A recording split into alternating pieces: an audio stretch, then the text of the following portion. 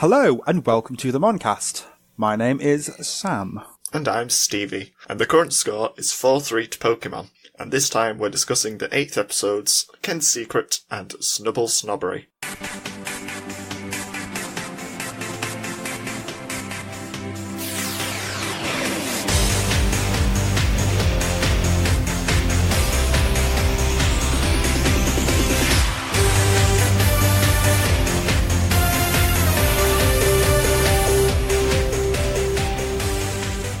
Let's start with Ken's Secret. Digimon, digital monsters, Digimon are the champions. Digimon, digital monsters, Digimon. They play football. That's the episode. They play football for like 20 minutes out of the 21 minutes. Most of it is football. I'm not joking. Like, seriously, the episode is mostly football. I'm going to put my hand up now. Like, I'm putting my hand up. You can't see it, but it's there. I don't care about football or soccer. Like, I don't care. I'm a rugby person myself. Don't care about football. So, for an episode of a show which is aimed at nerdier kids, the idea of making it solely about a sport for an episode was kind of a bad move on the writers. I was fine with it. It was a fun change. Was it though? Yeah, we could have just had another Dark Spire. Honestly, I would have been okay with that. I mean, we get a Dark Spire anyway. Literally, the Digimon plot in this episode, it's literally football and then there's a Dark Spire. They pad everything out with football and then they remember it's a Digimon episode for the last 5 minutes and then it is a Dark Spire. So it starts off with Davis, who's playing a game of soccer whilst all the other kids are watching. He can play soccer while everybody watches. A bunch of the kids are watching him play football, soccer. I'm going to call it both this episode because I don't know. I can't decide on which one to call it. Foot soccer. Soccer ball. Sport ball. That's what I used to call things like sports that I don't know. Do the thing, win the points. Unless it's golf, in which case it's to play the least amount of golf. So, Davis is playing a game of soccer whilst some of the other kids are watching. And then once the match is over, the coach tells them that the next match they have is against the best team in the area, which is apparently the team that Brainiac kid is in, which is Ken. Ken Ichijoji. Unless you're Yoli, which is Ken Ichijuji. Ken Ichijoji.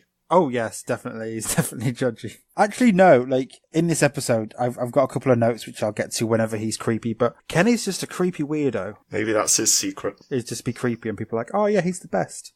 It's just weird that Yoli, who is apparently obsessed with Ken, is mispronouncing his last name. Or maybe she's the only one getting it right. I'm sure he even says his own name at some point, and it's Ichijoji. Well, Ken got it wrong then. Oh, clearly. Yeah, so Yoli is doing a web search of Ken, telling everybody how he's won he scored 45 goals this season or something like that.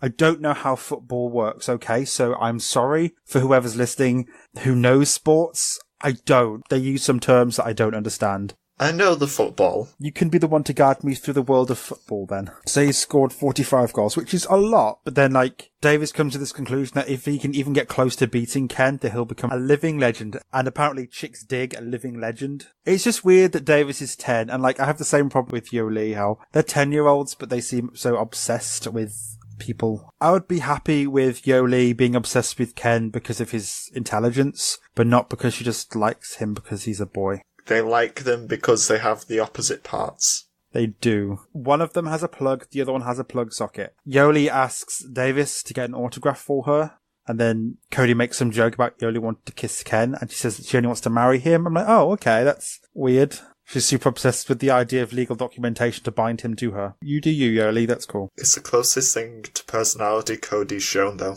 Actually, I have a little note later on that, he seems to be the only one interested in going to the digital world and doing Digimon stuff, because even when they're back after the matches and stuff and then they're in the computer room, yeah, he's the one who's at the computer actually searching the digital world. He's like, guys, did you want to get to the Digimon part of this Digimon Adventure 02? No, sports time. Sports ball. Sports ball. Do the thing, win the points. So it cuts to the next day, and Davis' team is stretching as they're waiting for the other team to arrive. And then when they get there, they get out the bus and they all notice that Ken isn't there. And then Yuli gets so mad and just yells at Cody for no reason other than Ken's not there. And it's clearly Cody's fault. It's always Cody's fault. I feel like he's the one who's least interested in all of this stuff. He's not interested in anything. But I like the idea of him not really wanting to go and watch football, but because everybody else is going, he's like, well, I guess I gotta go now. And he's just sat there. So they notice that Ken's not on the bus, And then the other teammates tell Davis, because Davis runs over to them and says, where's Ken? The other teammates say that Ken's got a drinks commercial to record, and then he's going to have a softball named after him, so he doesn't really have time to play soccer anymore. So Davis gets a little upset, and then Ty calls Davis over and speaks to him, and he says that even if Ken isn't here, he should still try his hardest because he's facing off against a winning team from last season, which makes sense because Davis is so focused on beating Ken and being better than Ken and proving he's as good as Ken in actuality. And there's problems with this later on as well, where it seems so focused on Ken that people seem to forget, no, there's teammates. It's an entire team that's winning. No, it's just Ken. I'll talk about it when we get to it after because I keep jumping ahead a lot, but that's because the entire episode is sports, and you can't really talk about sports in order because it's literally someone kicked the ball, then somebody else kicked the ball, somebody else kicked the ball, end. Sport ball. Sport ball, do the thing, win the points. Let's Kick It Up starts playing, and then we get this shot of the entire football field, and then random still scenes from the match start flashing up because they didn't want to actually animate any actual sport ball. The montage is cooler. Yeah, I mean, it's better than actually watching football. Harsh. The images that pop up, they're quite nice because they're like Davis diving at a ball or like a ball being kicked into goal. It looks quite cool. It's better than seeing it in motion, which would have just been Davis running with a ball. I don't know. I'm thinking too much about sport ball. I enjoyed the football portion. Don't you watch football though? Yeah, sometimes. Even if you like football 1%, you still like it 1% more than I do. I just don't. I can't. It's not bad. I understand the point of it and people enjoying it. It's really not my thing. I think it's mostly because I've got 2 left feet and can't kick a ball. So at this point, I'm assuming it's half time because they're taking a break, and I assume that the only time you take a break in football is half time. Yes. Well deduced. And Davis's team has got 1 goal, whilst the other team hasn't scored a single point, which tells me that like they're kind of neck and neck team wise. Pretty much. But Davis is like, because of his personality of being kind of bold and rushing into stuff, he's had more opportunities to score a goal, which is good. So he's probably one of the better ones out of the entire group. This is when Ken just turns up. Just like, I fancy turning up and playing some football. Put me in to play the sport ball, Mr. Coach. His coach asks him if he can put him in the game, and Ken's like, if that's what you want. And like, Ken's full creepy. The way he talks is like, if that's what you want. Why are you so quiet and creepy, you weird child? But everyone seems like, oh my god, it's Ken, and he's like, I'm going to be the best at everything because I like to do the thing. I've come to play some football. You're speaking so quietly, Discord cuts you off. That's how Ken talks, though. He talks really quiet. He thinks he's better than everybody else. But if that's what you want, I'll go play the sports ball and I'll be the best at it. It's like, oh, he's a creepy child. Oh, no. Go away. You could go over there, Ken, and just go play with some ducks or something. We'll finish the game, you weird boy. But it's anime, so everybody loves Ken because he's the best, and they put him in the game. And this is where Ty and everybody else, this is apparently quite a famous scene in Digimon for some reason, and I don't quite get it, but it's when everybody shouts support to Davis, and then we get Ken going, some nice friends you got there, Davis. It's just the way he says it. Like, I've seen it, like, people have recorded it, and, like, it's on Tumblr and stuff, and I'm not sure why, but I kind of get it. 'Cause it's weird.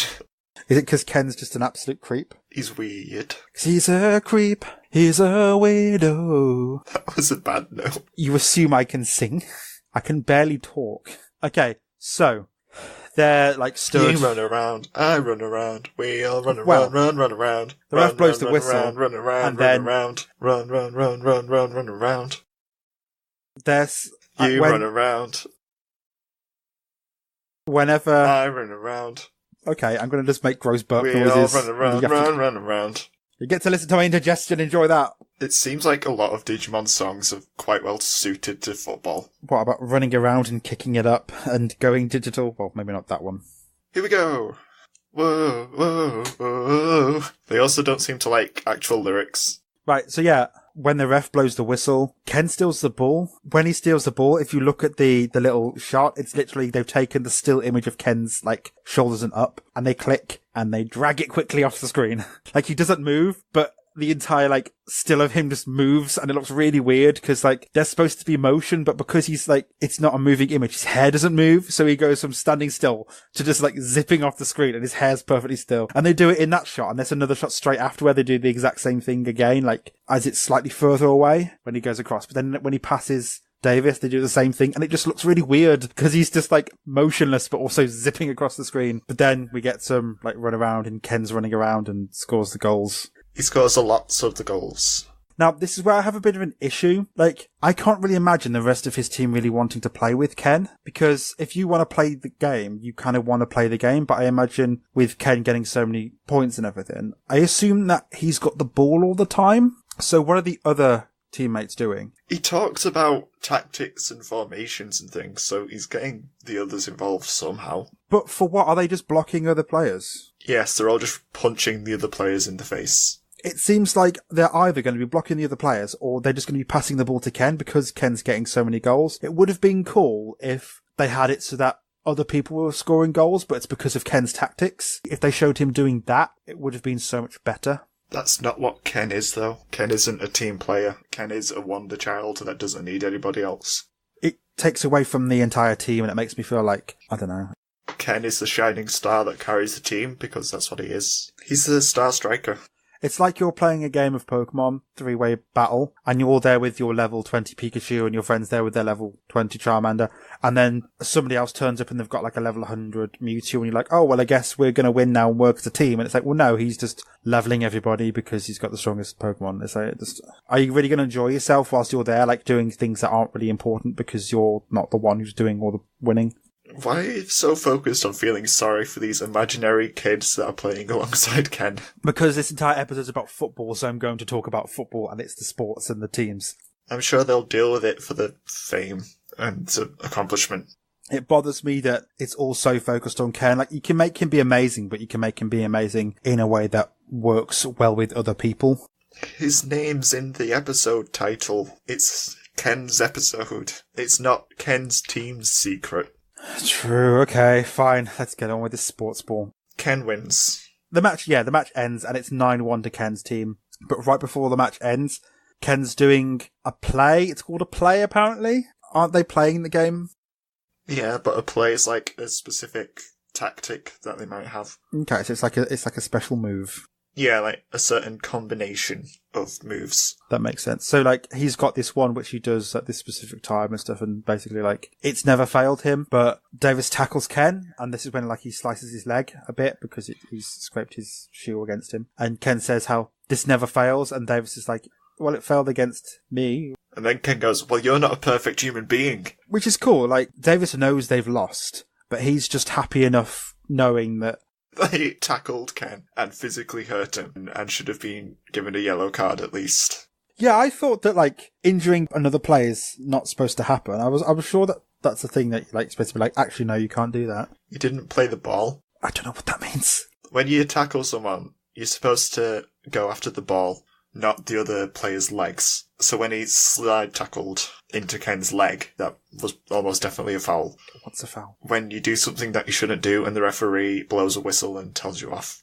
What's a whistle? You've seen Digimon the movie with Kari having a whistle. No, I haven't. Don't lie to me. What's the Digimon movie? I'm joking. Okay, I didn't know about the kicking the person, not the ball thing, which makes sense. Otherwise, it turns into, like, red card soccer or something. Yeah, a yellow card's like half a red card. Don't you need to get 3 yellow cards to get a red card, then it gets sent off? It's 2 yellows. Close enough. But Ken's just like, yeah, you're a worthy adversary, Davis.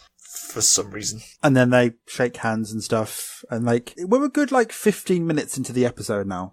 Like halfway. We're quite far in. We're further than I thought would be for just sports. So the kids are walking home and Davis is talking about how he played against Ken and stuff. And he says that he bets one day that him and Ken will be playing on the same team. And it pans across to creepy weirdo Ken Djoodi hiding on the top of one of those footbridges, staring at them like a weirdo, saying evil things in his head. Ken is a creep and a weirdo, and he's all just like, I'm going to defeat you one day, children. And it's like, stop this, you 10-year-old weirdo. Like, he had to go and do that, like, soft drink advert. Buy this drink, it'll be fantastic. It tastes really good. Yes, look at this amazing human being. It's delicious. I'm humbled by how delicious it is. Ken, you're so weird. It's weird because I like later on Ken, but seeing him now in his emo phase is so weird. And then it cuts to them in the computer room the next day, and Yoli wants to shake Davis's hand, basically because Davis shook Ken's hand. She wants to touch Davis's hand because it touched his hand, but she can't because it won't be the same. And it's like, it's weird. It's like, it's weird when Davis does this to Kari, and it's weird when Yoli does it to Ken. It's weird. Also, Yoli's a lesbian. We know this. Cody, who apparently seems to be the only one who wants to go and do Digimon stuff in this episode, is at the computer and says that the map's got a new control spire, and it's like a single black square in this sea of white squares. Well, they've done a lot of destroying spires then. So then we get, here we go, and everybody goes into the digital world because they've got to go and destroy this control spire. And as they're walking through it, I can't remember the name of the valley, but it's like the Valley of Death and Despair or something like that. I don't know. But they're walking through this empty space full of blotchy backgrounds. And then everybody except Davis and Vemon get swallowed up by the ground. And Davis starts digging the ground to try and save them as the Emperor calls out to him. So Davis runs up and finds the Emperor and tells him to let his friends go. And it turns out that the Emperor has kidnapped all the other kids and he has them hanging from this like natural forming arch over a canyon. So they're all being tied up by rope. But he then calls out a Deltamon, which is a giant Digimon. I didn't think it would be that big. But yeah, Deltamon basically looks like Vidramon if it went angry. And replaced its hands with other heads. One head's made of metal and one's made of skeleton. The word is bone, Sam. But it's a pretty scary design for a Digimon. Like a 3-headed thing, but its heads are its arms and it can fire beams. But then the Emperor says that Davis needs to beg for his friends to be saved. So Davis, like, immediately without thinking, just drops to his knees and starts begging. And then the Emperor's like, say, please, master, spare my friends. And then Davis is saying it, and then he's getting to say more stuff. And Vemon's like, why are you doing this? You shouldn't be doing this. And he's like, if it's going to save our friends, I'm going to humiliate myself. Which is cool. Like, I like Davis in this little bit. This is the first real challenge he's had as a leader, quote unquote, even though I don't feel like he's a leader. I feel like this scene really helps us go, okay, maybe he has the potential to be a leader. As he surrenders.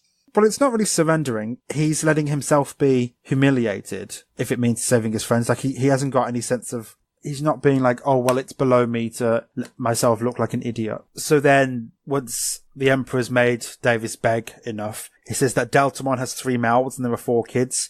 So that Davis must choose 1 kid to be spared, which I really like this idea. Like, he's being super grim and dark. He's like, okay, you've got all these friends. You can only save 1 of them, so who are you going to save? And naturally, I immediately thought, oh, well, he's going to pick Kari because he likes Kari and stuff. But then he just has trouble thinking about it because he wants to save them all, which I like. Like, it could have been pretty bad if he was like, oh, I'll pick Kari. Oh, no, wait, someone else. Oh, no, wait, someone else. Nah, like, he doesn't actually make a decision. So then the Empress, like, gets like a little egg timer. The thought of him putting it in his pocket and being like, oh, yes, I'll use this egg timer later to time him for his friend's demise. And he's just there with this little pink egg timer as he's making evil grand speeches and making him beg for mercy. It's great. So he's got this egg timer, and then Davis can't pick who he's going to save because he wants to save everybody. And then Deltamon goes to attack the kids, and then Davis is like, take me instead. So he wants to sacrifice himself and let himself get eaten so that he can spare the rest of the group. And then as Deltamon walks towards Davis, its leg falls into a hole,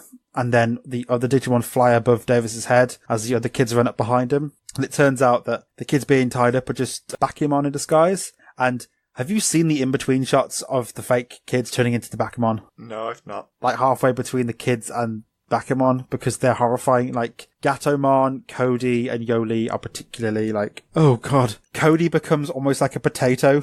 It's horrifying, but it's quite cool. So I like the idea of this. He's making Davis be humiliated and then have to make tough decisions. He's basically torturing Davis, even though he knows that this is all like a big plan. I can't decide whether us not knowing what happened to the other kids is better or worse, because obviously there's the tension in it. But from what we see of them, they literally fall into a hole and then suddenly they're there later on. Yeah, they just show up. Which I think's good for the tension of when we think they're actually kidnapped. But it does kind of make you go, well what were they doing then? Because they're all evolved and stuff, which tells me that they had some sort of grand adventure. They had to break out of somewhere and then they had to fight some other Digimon and it was all a big battle. And I feel like that was the fun stuff. Instead we get Davis begging, which is still good, but I feel like there was some fun stuff happening off camera that we should have maybe have seen. But Vemon evolves as the Bakemon start attacking all the other Digimon, and Davis decides to run at the Emperor, and then he tackles him to the ground when he's not noticing. And this is where TK says a line. Back when they were playing football, he says that he commands his team like a general leading an army. And then he also says the exact same thing now, which I thought was a nice little hint at the Emperor's identity. So then they do this thing where Davis is essentially surfing on the Emperor as they slide down a hill. Like he's using him like a boogie board. Like literally they're like sliding down rocks and stuff, and the Emperor's just like, if there was a single like big rock in their way, it would have smacked into the back of the Emperor's head and he would have died. Because the speed they're going, he's immense, but no, he's just there like smiling smug as they both slide down the hill. It's just so cool. Just, you can ride me down a hill and I won't even flinch. And then this is where Flamedron, the Fire of Courage, attacks Deltamon. Deltamon does this thing where all of his mouths fire out a blue beam, which meet in the middle and they fire, and then Flamedron uses Fire Rocket at it and like flies through the attack, which is pretty cool. It destroys the ring. Yeah, and then this weird thing happens where that Dark Ring gets destroyed, and then all the Bakuman start failing, which has never happened before. Like, because they destroyed the one Dark Ring, all the others are being like, oh wait, what's happening? They're not attacking anymore. But I guess they just needed a plot reason to wrap up the episode because they spent so much time playing football. We didn't actually see a Dark Spire anywhere, did we? We see it when they get there, and then it also gets destroyed like now. I don't remember how though, and I literally watched it maybe an hour ago. There was some vague thing that happened and it got destroyed. But this is where now I have problems with the episode because the Emperor says that he can't believe Davis made him look like a fool twice in the same day. And then Davis asks how the Emperor got the cut on his leg. And this is when the Emperor just goes, oh yeah, by the way, I'm Ken. And I'm like, okay, why would you do this though? Ken now knows after today who the kids are. Like, he knows where they are in the world. He's got this upper hand. He has this advantage of knowing them in the real world. And he could find ways to stop them. He's a genius. He could have done things like, you know, maybe had it so that the internet's cut out from the school or something. Or like, I love the idea of the kids starting to be terrorized in the human world as well. Would be quite fun to explore. Like maybe for an episode or two where things start going wrong and they're like, we can't get to the digital world in time because of these things that Ken sets up. But instead, Ken goes, yeah, by the way, it's me, guys, for no reason. What would have been pretty cool is Ken doesn't reveal that he's the Emperor, and then Davis sees the cut on his leg, because he does see the cut on his leg, but it's so inconsequential. It's like, how'd you get the cut on the leg? Oh yeah, by the way, I'm Ken. It would have been cool for them to try and solve the mystery instead of it just being given to them. It just feels so arbitrary that Ken knows who these kids are for one day and has this advantage and then goes, nope, going to even the playing field by literally just telling them who I am for no reason. It bothers me that that's a thing that that's something they could have worked with, and instead they just decided to settle on an easy reveal. I don't think that Ken is a Digimon Emperor. Do you not? No. Why? I think that someone else is a Digimon Emperor. Uh-huh.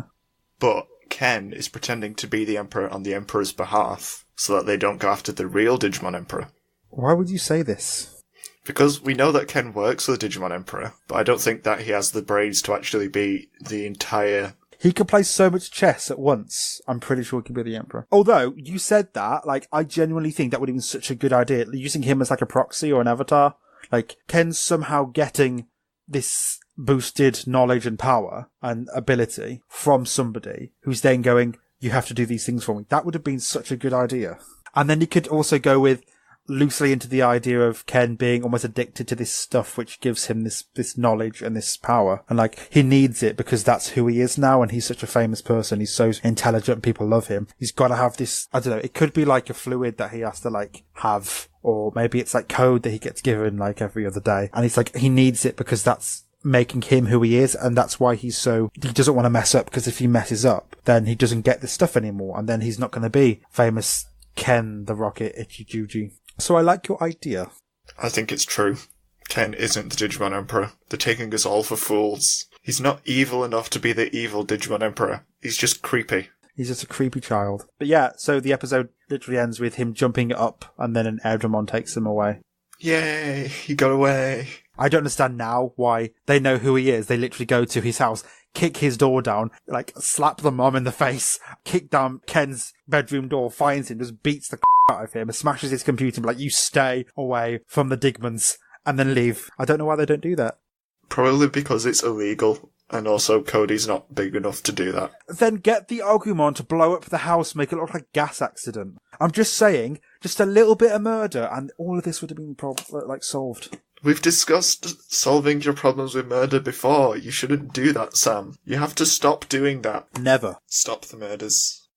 Fine. I'll cut them down. I'll half them, like 50 a week instead. No, you have to cut it clean.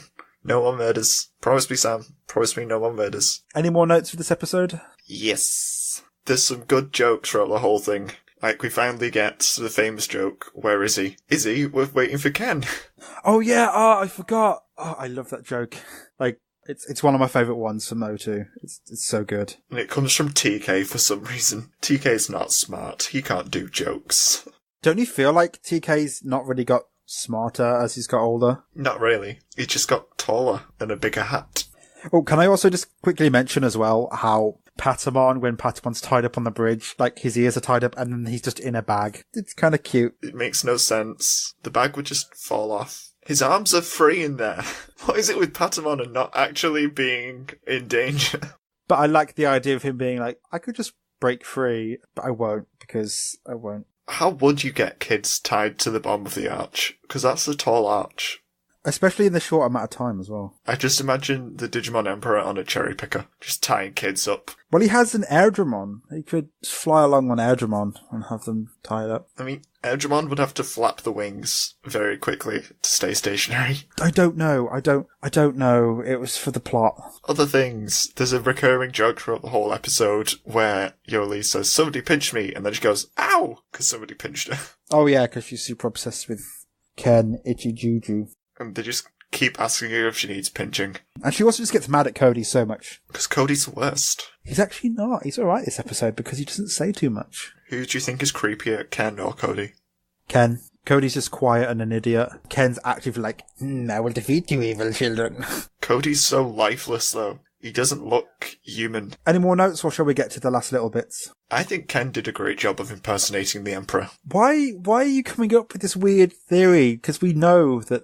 Because I refuse to believe that Ken is the Emperor. They're clearly two separate entities. To be fair, like, from what we know of the reasons why Ken's like this, I kind of believe that. I believe that the things that are making him the way... Are we spoiler-free, or do we care about spoilers? We don't care about spoilers. Because of the dark sport, I do feel like it's given him almost like a separate personality, which is the Emperor. The evil Digimon Emperor. The evil Digimon Emperor. I like that theory that this isn't Ken being Ken, this is him, his personality being split, one being repressed, which is Ken, and the other one being this persona, this Emperor that he becomes. This perfect human being, according to the laws of physics. But no, you literally just have to see a Digimon to be a Digidestined. No, laws of physics. So to be a perfect human being, you have to look at a Digimon. Any more notes, or shall we get on to the standout character stuff?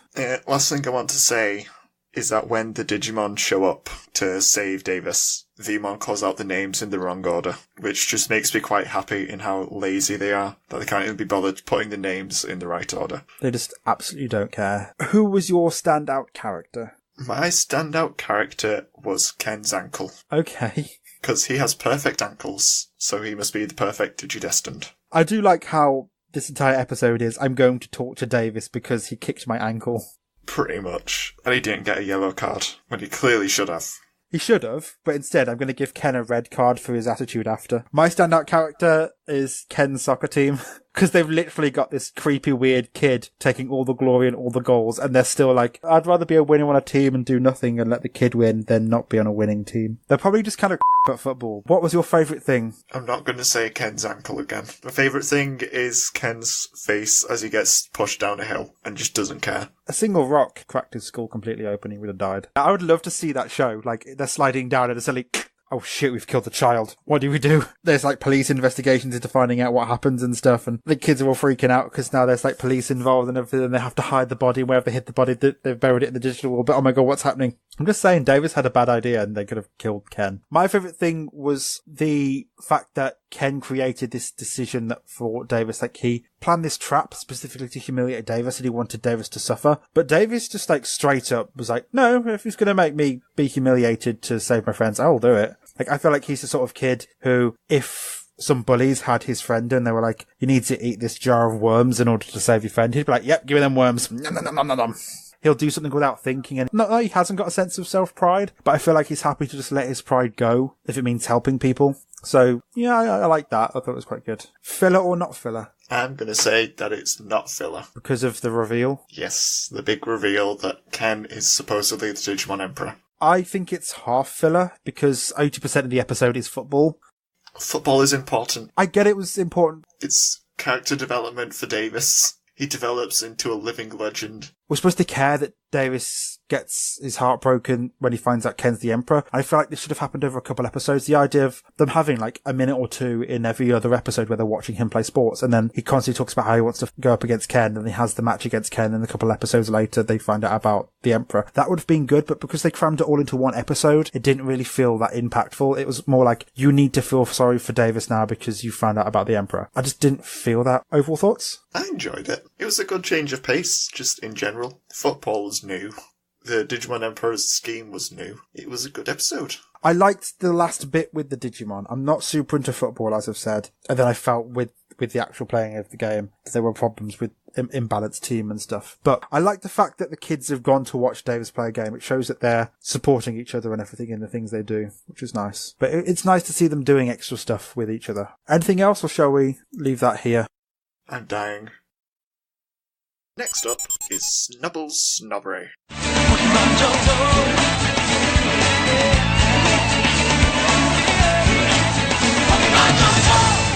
The kids are in the majestic town of Palm Hills. Anytime that it's not a place from the game, it's going to be a filler episode. At best, he'll catch a Pokemon, but at worst, it'll be completely inconsequential. But it doesn't mean we can't have fun along the way. That's very true, and this episode is quite fun. And it also gives them the opportunity for us to learn more about Ash and Co. and see them responding to different scenarios. One day we'll go somewhere else and Co will actually be different people to Brock and Misty. It will forever be Ash and Co.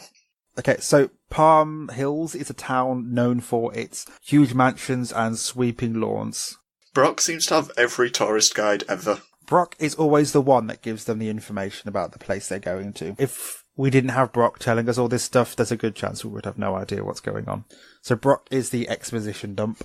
That's his role. So they start off getting really excited and giddy looking at all of these massive mansions everywhere. Just marvelling at the massive lawns and the weird decorations. I know the place is fairly generic, but it looks kind of nice. It's like just a quiet... there's no other people. We don't really see other people except the people who are involved in the episode. But considering we've had forests or generic city for a while, this is nice to have. Like, it's not quite a city, it's like a suburb, and it's quiet, and it's got massive buildings. It's quite nice. It's different enough. I think I've said it before several times, and I'll keep saying it. I don't want them to be in a forest anymore. They've spent the majority of the season in a forest, and I don't think we need any more forest time. So they stop at this one specific house, which is like got a huge lawn full of art pieces, and they look kind of almost like Tetris shapes and weird abstract shapes just jutting out of the floor. Cool. Oh yeah, also the house is pink. It's an odd mansion. Ash says, I wouldn't want to mow that lawn, and Misty says, I bet you could play hide and seek in all those rooms. And then Brock says, I wonder if they'd let us camp on their lawn. And then Misty goes, somehow I don't think so, Brock. And it's just a nice little exchange between each other. Like, normally the kids will say something negative or make a joke at each other's expense. They're just excited at this house. Yeah, like, they're just enjoying looking at this house that they could potentially never own themselves. We hear, like, behind them there's a group of either servants or butlers or something, and they're searching for something. We don't find out yet. Butlers butling, searching for something. Then it's Snubbel. Snubble. How do they spell it? Snubbel. No, it's like L-E. Isn't that how you spell it? No, it's spelled like bull. This is where I find out I've been spelling it wrong all these years. After the title screen, Misty finds a map of all these famous people's houses and wants to go check them out. Ash thinks it's a silly idea, and Brock says it'd be boring. So Misty decides to tell Brock that some famous actresses live there, and Brock's immediately on board. I think this is Misty just enabling Brock. Like, you're super into being creepy to girls, so here's where they live. It bugs me that they've had a sudden dramatic shift in being really interested in this massive house to suddenly not being interested in massive houses. Actually, yeah, that is weird. There's just no consistency whatsoever. I think it's more that Misty wants to spend an afternoon looking at all the houses, as opposed to they're walking into town to, like, shops and services, and on the way there they're looking at places as they go past. But I think this is more, I want to actively follow this path of places and look at these houses. I'm still not fond of it. I do kind of understand that there is this weird tone shift of them spending some time enjoying looking at houses, and then Misty's like, let's look at houses, and they're all like, no, that'll be boring. And a Growlithe runs around the corner, doesn't it? A Growlithe comes running up to them, and it's got something attached to its tail, and it's a Snubble, spelt Snubble, not Snubble. Snubbly. and then it shakes Snubble and it just like flies off its tail and basically lands in front of people. Okay, so I've got a bit of a rant here. Normally I complain about how the plot always tends to find them, or that they somehow get caught up in other people's affairs in order to make the plot happen, but I'm kind of okay with this. Like, this is less the plot's happening at them. It's more, they find a Pokemon and it's got like a ribbon on its ear and it's clearly got an owner, and based on the way Ash, Brock and Misty are, you know, they love Pokemon and they really like love seeing the world and the Pokemon in it. It's completely within their character to want to go and help Snubble find its owner, as opposed to, I guess we'll be doctors now. So I'm okay with this. I'm okay with the Pokemon just appearing in front of them. Literally straight after that, a servant comes up to them and says they found Snubble, and then the owner appears and wants to reward them. I'm like, oh, okay, fine.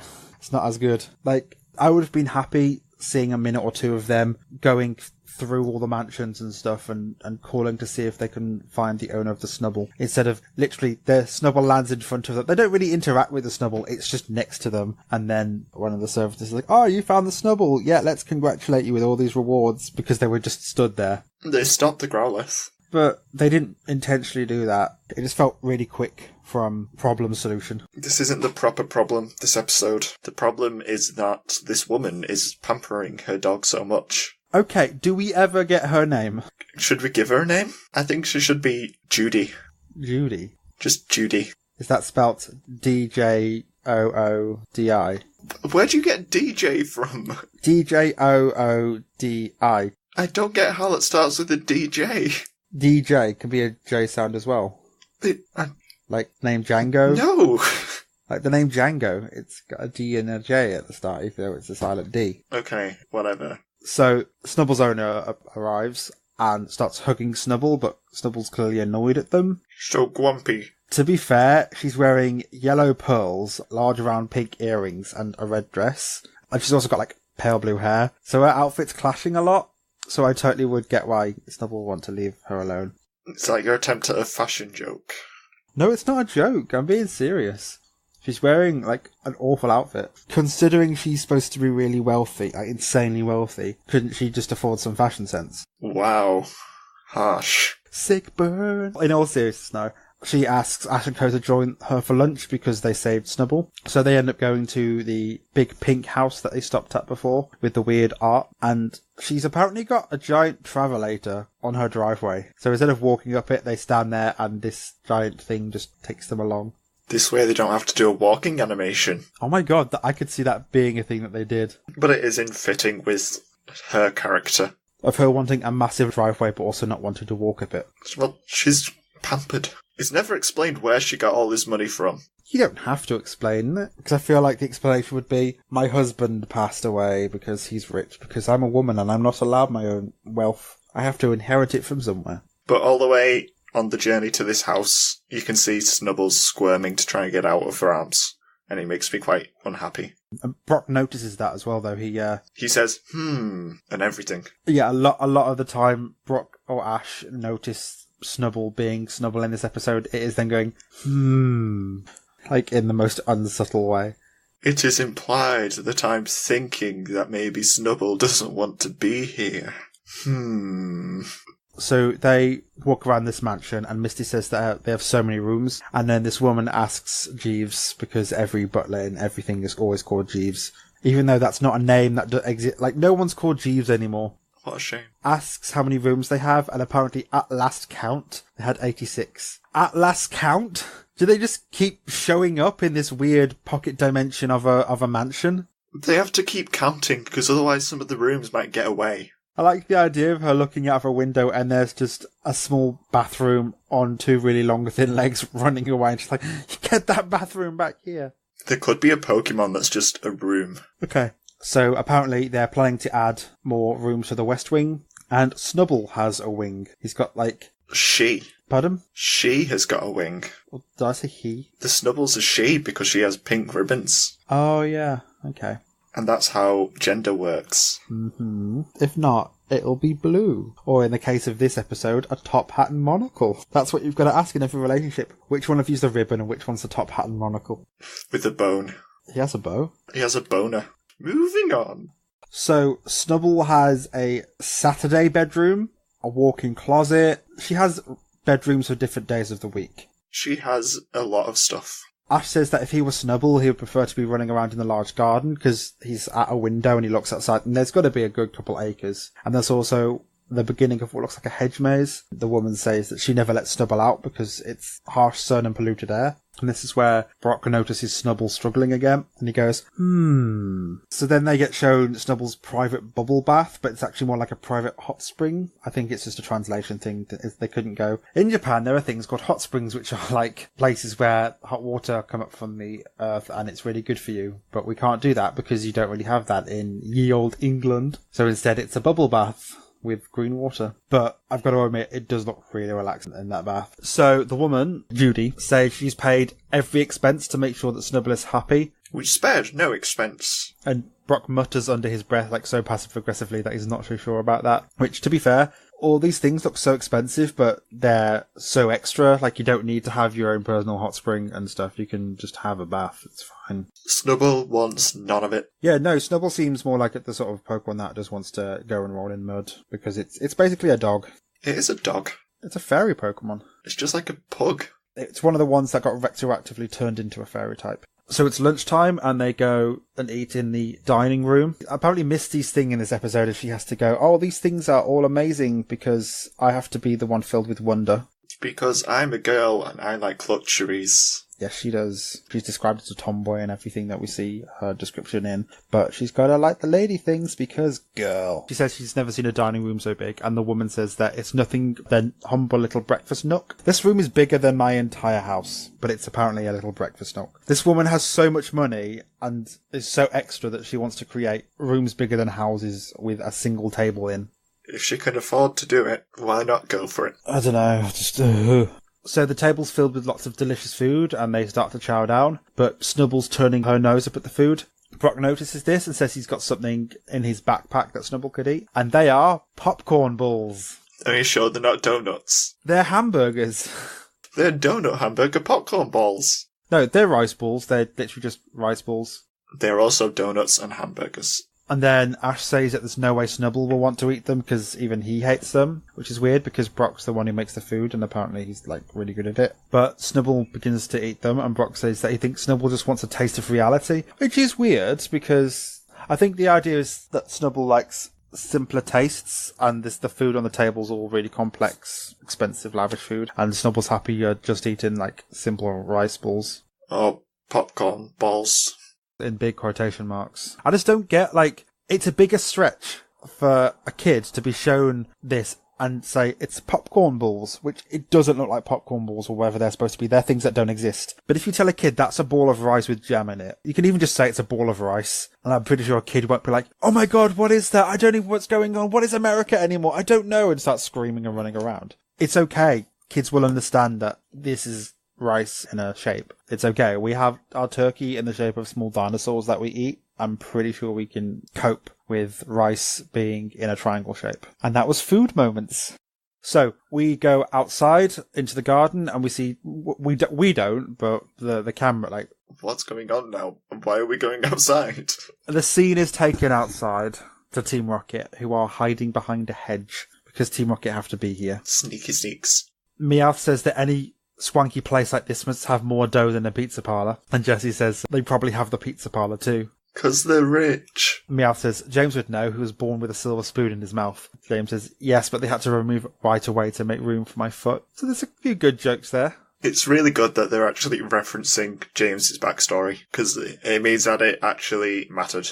He tells them that growing up rich was terrible, that he was always bored, and sometimes the servants would take him fishing in his pool, which is sad because he never caught anything. So, like, he did have a pretty sheltered life. A bit like Snubble, like, spent all his time in the house with stuff and didn't really get to spend time with other people apart from people who were paid to serve him. So Jessie and Meowth are having none of it and they give him like no sympathy whatsoever. Jessie says stop fishing for sympathy because he talks about the fishing in the pool. And then Meowth goes, we're going to smash you till every bone in your body knows what it's like to be broke. Team Rocket are just great, okay? Like, these jokes that they've said are the best jokes of this entire episode. And they're just good. They're good kids, and they need to be protected. It's honestly just really impressive that they can get an entire conversation and have almost every line be a joke. And a good joke at that. They make me happy. What, Team Rocket? Yeah. Honestly, I say it every time they're there. I love Team Rocket. They're just good. As a kid, I used to dislike them because I was just like, oh, they always do the same thing. But now it's like, at least they always do the same thing, but it's good. They change it up enough to make it not boring. Like, I'm not bored of the motto or anything at all yet, so.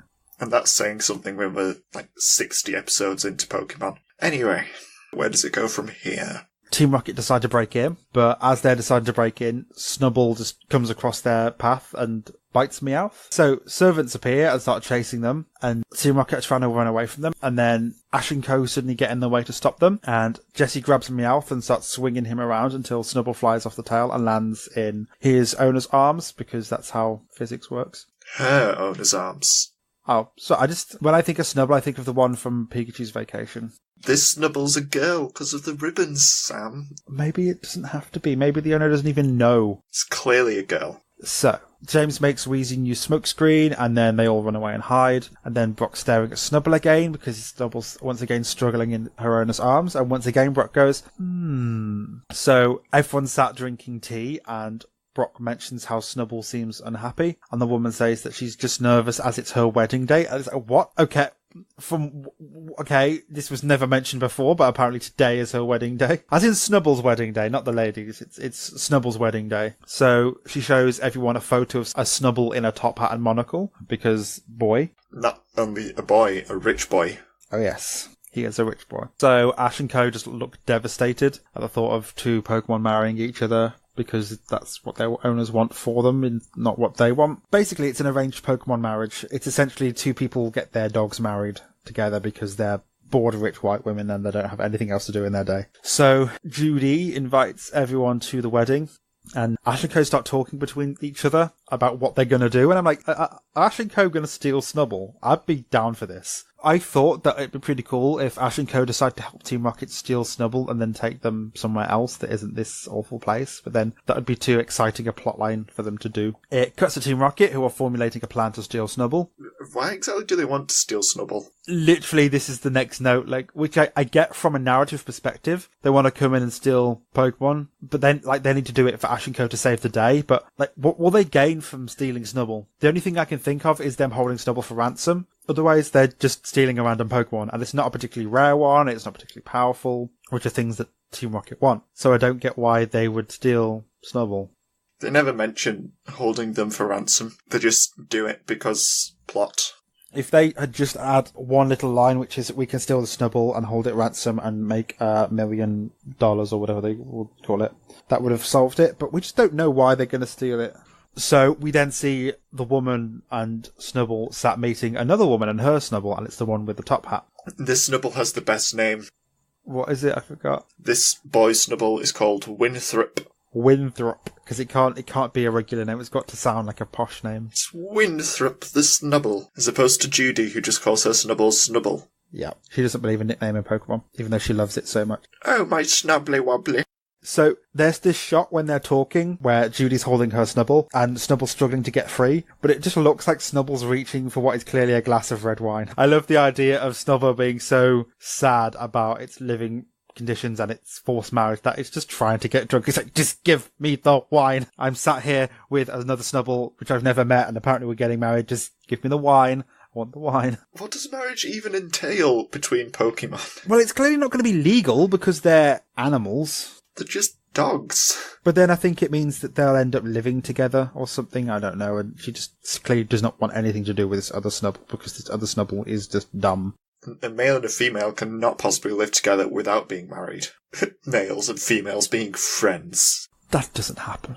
That's just silly. So Ash and Co are watching from behind a bush, but why? They were invited to this thing. Why are they hiding? Because the sneaky sneaks. They're doing the best Team Rocket impression. I feel like in the original, they weren't invited to this thing, but they can't have Ash and Co sneak into this thing. So they were like, oh, you're invited as well. But yeah, they're watching this and then they're hiding behind some bushes.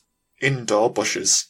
Who has indoor bushes? Both women are saying how they keep their Snubbull indoors, and Brock is getting visibly annoyed, so he jumps out of this bush saying enough is enough and starts yelling at them. And Misty tells them that Snubbull clearly doesn't even want to get married, and they look at Snubbull, who is struggling to get free. The woman says keeping her close and showering her with things is the best way to show that she cares, and Ash tells her it's not. And this is kind of cool because, as I said, I like it when they care about Pokemon. Like, the whole show is Pokemon, look at the Pokemon, love the Pokemon, collect the Pokemon kids. So it's cool when we see Ash and Co reflect these feelings and being like, the best thing you can do is love and raise them with affection, not just throw money at them. Because money isn't always the best solution. It's good when you give the main characters actual opinions and depth. Especially opinions that will match most of the audience. Like, I'm pretty sure there aren't people watching the show going, no, you don't have to be nice to Pokemon. So, Team Rocket appear. They're on the giant chandelier that's above them, which clearly they managed to get onto without it shaking and making noise and people looking up.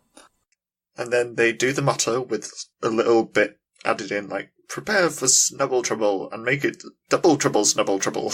So they lower Meowth down on a rope, and then Meowth wiggles its tail at Snubbull, and Snubbull bites his tail, and then they throw these weird cuff things that pin everybody down. Like, okay, that's so a weird thing. But they're pretty cool. Okay, there's one of the best lines of this episode. It's when they're like reeling Meowth up with Snubbull biting his tail, and Jesse's like, sorry to break at the party. James is like, and the marriage, and Meowth is like, I'm in extreme pain here. But it's like he shouts it, which is like, but it's off screen. So it sounds a bit distant, and it's funny. It's like, sorry to break up the party and the marriage. I'm in extreme pain here. It's just, oh, bless you, Meowth. And then it cuts to Team Rocket, who are now in some sort of building. And Jessie says, I can't believe we're trapped in this crummy shed. And it's hilarious how they made this grand getaway, but ended up just hiding in a shed. They didn't think through the whole plan. No, they did not. I mean, they got into the mansion somehow, but they can't get back out over the vents for some reason. But yeah, so Jessie asks where the getaway balloon is, and Meow says it's still filling up. And then Jessie and James get mad at Meowth, but Snubbull steps in the way, and they say that Snubbull must like Meowth, and then Snubbull bites his tail again. So pretty much Snubbull doesn't like Meowth, she just likes the idea of fighting Meowth. She just likes biting things. She's a fighty person, which is cool, because she is a Pokemon, that's kind of what they do. So Ash says that they have the entire property surrounded, so they need to keep looking, as Team Rocket couldn't have escaped yet. And then they hear Meowth scream as Snubbull is stuck on his tail again. Jessie calls out Arbok to fight, and then James sends out Weezing. It's always Arbok and Weezing. I think that's the only two they have, really, apart from... Well, Victory Bell comes out more, but Licky Tongue pretty much never comes out. Victory Bell's one of the Yag Pokemon. Victory Bell is every time it comes out, it eats James, and then Ash sends out Heracross, and then Heracross has another Gag one who always goes and eats flowers, which is what he does this time. As usual, the Pokemon battles aren't very interesting.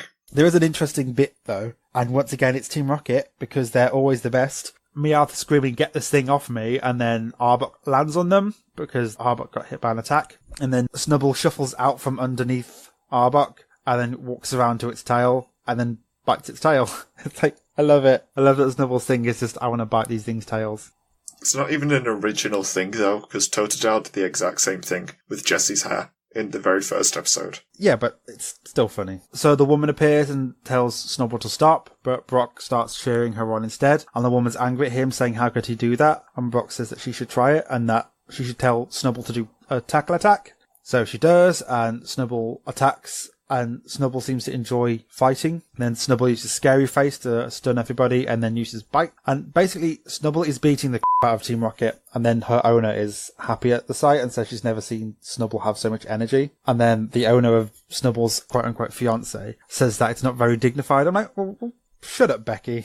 I'm sorry, Pokemon can fight, and some Pokemon love to fight, and that's fine. So police appear to arrest Team Rocket, but their balloon appears and they climb onto it, but then Ash has to always have the last hit because he's the main character. So Heracross hits the balloon and it explodes and they all blast off. So Snubbull is now happy because she's had a fight and the woman is proud of Snubbull. And it's like, yeah, clap, clap, clap, clap. Well done, Snubbull, you had your first battle. Yay, go Snubbull.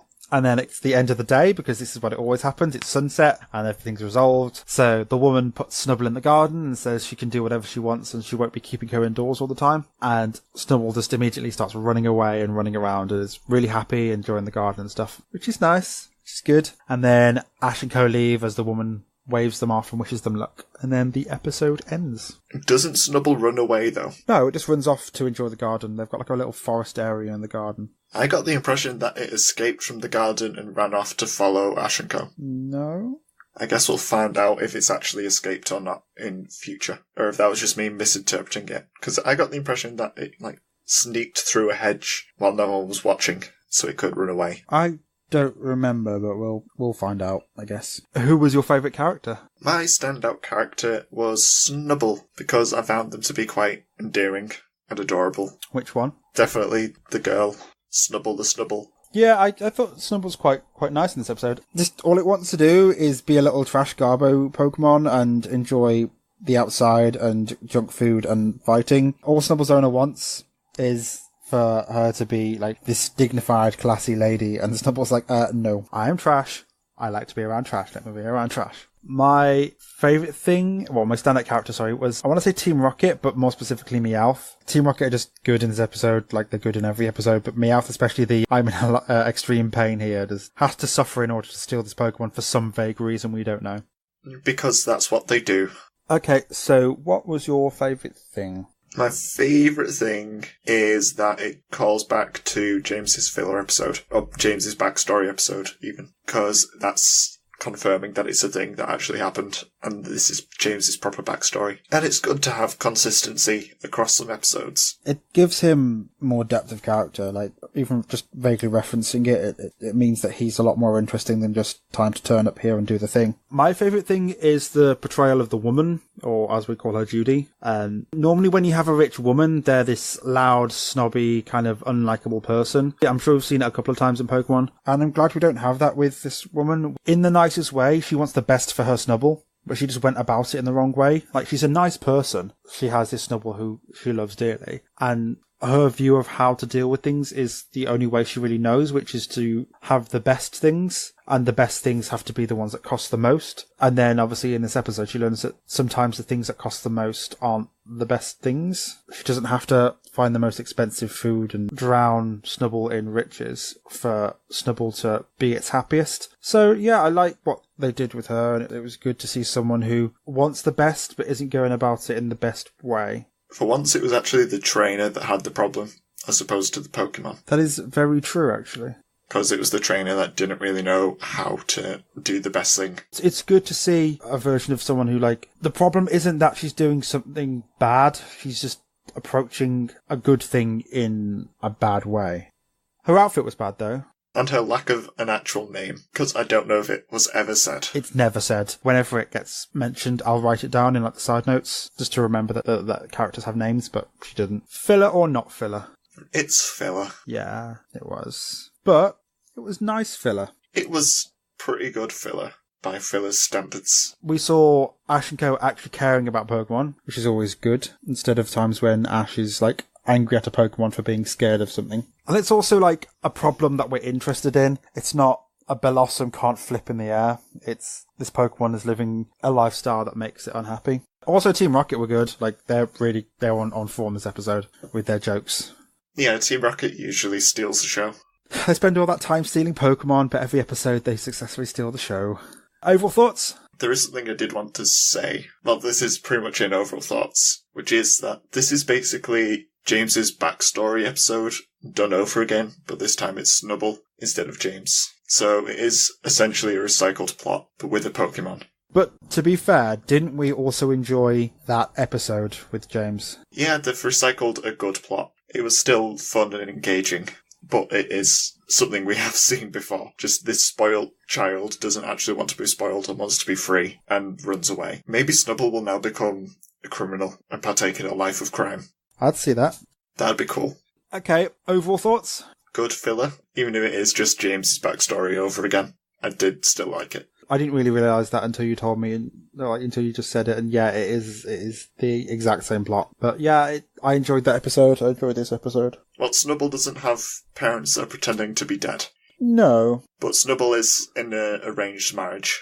Yeah, I thought it was a good episode. Team Rocket really made it, but everything about this episode was great. Like, there was good pacing, nothing seemed to drag on for too long. The plot was simple but effective. The woman actually cares for her Pokemon and doesn't know the best way to care for her. Ash and Co, who love Pokemon, show that there are better ways for loving the Pokemon. And then literally in the notes I said better than some dumb blossoms flipping in the air. I think the only thing that we could have changed is, as we said earlier, we could have had them looking at the houses after we get the map, instead of that mood swing of, oh, look at all these lovely houses. Let's look at houses. No. Anything else, or shall we move on? I think we can move on.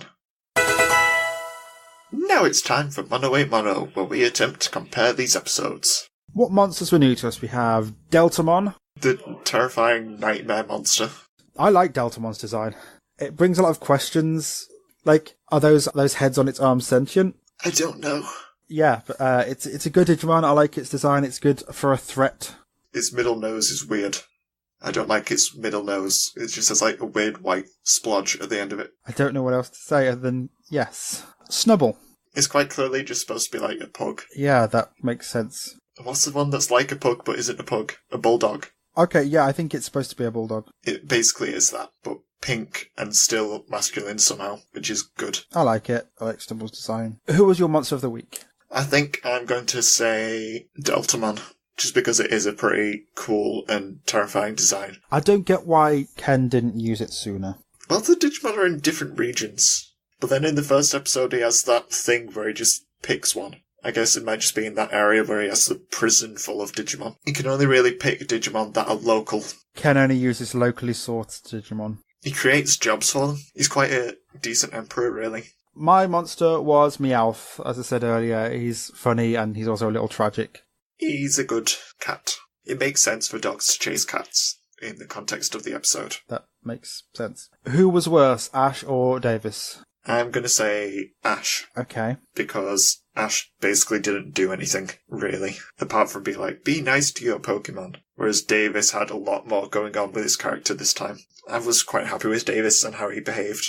Oh yeah, like half the episode is literally about him playing football. There was a lot of focus on Davis, and he didn't use it all to just be like, I like Kari, because she's a girl. Like, he actually had screen time where he had to make decisions and perform in football acts. But yeah, I think that Ash was worse. I did have Davis because the episodes focus on sports, but like, I think you're right. It's not worse as in Ash was bad, it was just, he just didn't do as much. Ash was a background character, as he is in all of the best episodes. Which storyline did you prefer? I preferred Pokemon's, I think, even if it is just James is over again.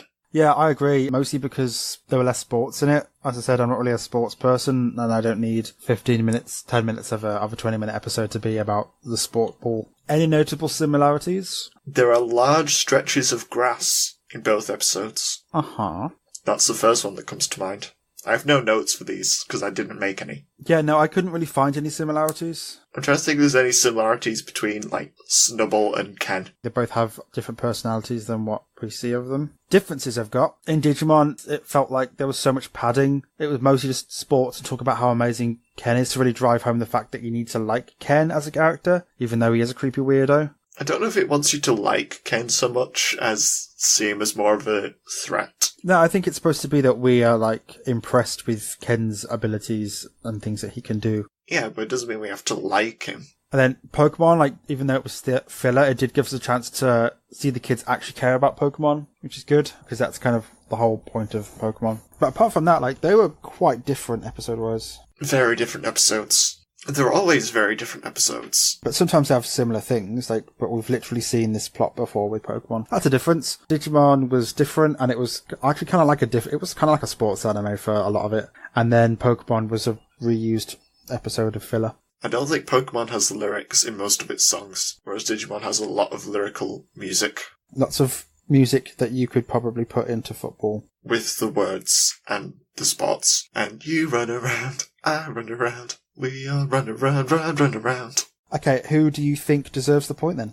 I think that I will let you decide first. Oh, okay. I chose Pokemon because it was just overall more enjoyable. Like, the jokes were funnier, and I wasn't clock watching this as opposed to Digimon, where I was like, oh, we're like a good 10 minutes into this episode and we're still at the football field. Well, I was going to pick Digimon because I liked the football bits still. But I guess that's just because I'm more okay with football and watching football. Do you enjoy football? I do not care for it. I mean, it isn't the best display of football in anime, of course, because it's Digimon and it's not a football anime. But I still enjoyed it, even... They could have been playing a sport I don't care about and it would have been okay still, because it would have functioned the same. Cool, so you're okay with Pokemon having the point? Yeah, I'm okay with giving Pokemon the point. It was a fun episode. I still enjoyed it, even if it was filler. Which makes the score 5-3 to Pokemon. Considering they've been in forests, I was expecting it to be a bit different. Join us again next time where we'll be discussing the 9th episode. The Little Bighorn and the Emperor's New Home. The Little Bighorn. It sounds like a mountain. Something in Pokemon with mountains. Or maybe it's something to do with Heracross, and it's Little Bighorn. Maybe. So thanks for listening. You can listen to more of us on SoundCloud, iTunes, Stitcher, or YouTube, where we like getting reviews and comments. And you can message us via our Facebook, Twitter, with the Wall thread, and email, which are all linked in the show notes. You can also join us on Discord if you want to have a chat with us. Maybe for just being there sometimes. It's linked. Oh, okay, yeah, so if you ever want to be on Discord, I think Stevie's on it a lot, and then there's other random people from things we know and stuff that like to be in there and hang out and talk about games and art and stuff. It's cool. It's fun. Just pop in and have a chat. And you can also support me on Patreon if you want to be super duper extra nice. And that'd be amazing. So thanks to all my patrons, by the way. You're awesome people. Your patrons. Yes, my patrons. They're not yours, Sam. They're mine. I do this for free.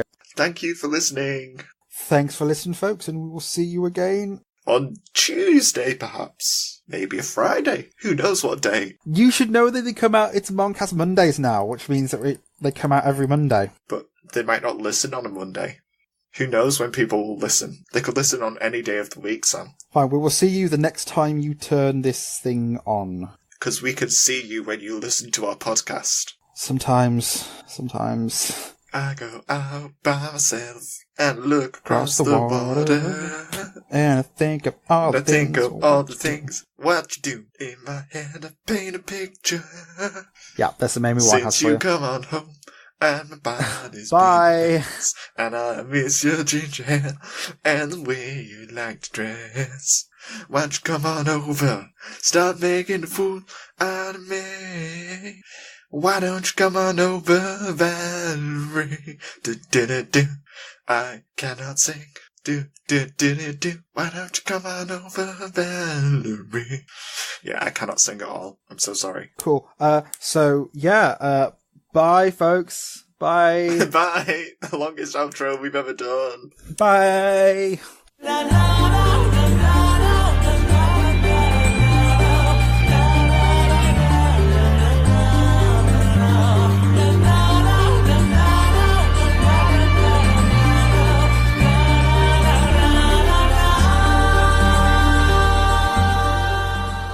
The first episode we're watching is Ken's Secret. That's not what the cheat sheet says. Does it not? Does it not just say, let's start with Ken's Secret? Oh, I just ad-libbed it. We're not watching Ken's Secret, though. We're discussing it. Well, I guess we'll have to do it that way then. Let's start with Ken's Secret. I know, I'm letting out gas. I'm sorry. I'm so sorry. It's going to be a long recording. Let's start with chronic heartburn. What do you like about chronic heartburn? That I don't have it. I like how it makes you feel like there's a fire inside you at all times, and it's trying to get out. The delicious taste of burning. This is the closest to being an Agumon you've ever been. That actually makes me really happy. Thank you for making me feel better. Although, if I do fire out, like, whatever's inside me, it will not be pepper breath. It will be sad and tragic and awful. Extremely disgusting. Right. Davis comes to this conclusion that if he can even get close to beating Ken, that he'll become a legend. Legend? Oh my god. I'm not firing on all cylinders today. A living legend. A living legend, exactly. I mean, to be fair, they had their Digimon with them, and I think I would go and sit through an episode of Sport Ball. An episode of Sport Ball! Oh my god, why am I so... It's called a match, Sam. No, what you do is, you play an episode of Sport Ball to do a goal. I wish I was joking about this. I'm being so serious that I'm not. I can't. I don't know. Now let's talk about Snubble Snubbery. Oh my god, yes please. Okay. Giant Digimon. I didn't think it would be that big, but it's basically like a blue... It looks almost like... Pardon? You said blue. Uh-huh. Oh. So I went dabba-dee-dabba-die. Okay. I'm sorry. All my brain can manage today is just bad song references. But I like the fact that kids are going... Pardon? Just ignore me. I'm dying. Oh, okay.